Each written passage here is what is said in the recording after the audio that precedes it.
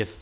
Actually நம்மளோட அந்த hair பேக்கை வந்துட்டு மற்ற ஹேர் பேக் மாதிரி தலையில் அப்ளை பண்ண முடியாது. இதோட ப்ராசஸ் வந்து கொஞ்சம் டிஃப்ரெண்ட். ஏன்னா மற்ற ஹேர் பேக்லாம் வந்துட்டு பவுடரை எடுத்து அதில் தண்ணியோ இல்லை பாலோ தயிரோ ஆட் பண்ணி உடனே வந்து தலையில் ஆட் பண்ணிடலாம். பட் இது வந்து கொஞ்சம் டிஃப்ரெண்ட். இது வந்து என்ன பண்ணும் அப்படின்னா, ஒரு பவுலில் 2 டீஸ்பூன் வந்துட்டு பவுடர் எடுத்துக்கலாம். மென்னாக இருந்தாலும் விமனாக இருந்தாலும் சரி 2 டீஸ்பூன் போதும்.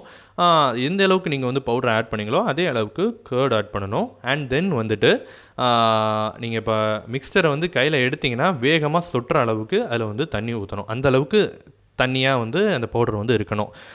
தென் வந்துட்டு அந்த மிக்சரை அப்படியே ஒரு 15 மினிட்ஸ் வரைக்கும் அப்படியே வச்சுருங்க.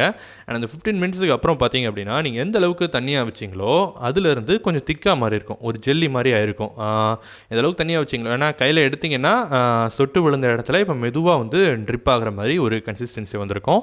அந்த கன்சிஸ்டன்சியில் தான் உங்கள் தலையில் எடுத்து தேய்க்கணும். அதாவது நீங்கள் ஊற்றின தண்ணி எல்லாம் பவுடர் வந்து அப்சர்வ் பண்ணியிருக்கும். ஏன்னா நம்ம பம்கின் சீட் அண்ட் ஃபினுக்ரீக் வந்து கீ இன்க்ரீடியன்ஸாக யூஸ் பண்ணியிருக்கிறதுனால தண்ணி எல்லாத்தையுமே அது நல்லா அப்சர்வ் பண்ணும்.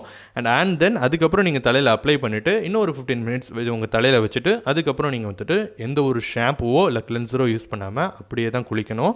நீங்கள் குளித்து முடிச்சதுக்கப்புறமே உங்களுக்கு வந்து உங்கள் முடி ரொம்ப ஸ்மூத்தாகவும் ஸ்ட்ராங்காக இருக்கிற ஃபீலை கண்டிப்பாக ஃபீல் பண்ண முடியும். இதுவும் ஃபஸ்ட் டைம் யூசேஜ்லேயே உங்களால் ஃபீல் பண்ண முடியும்.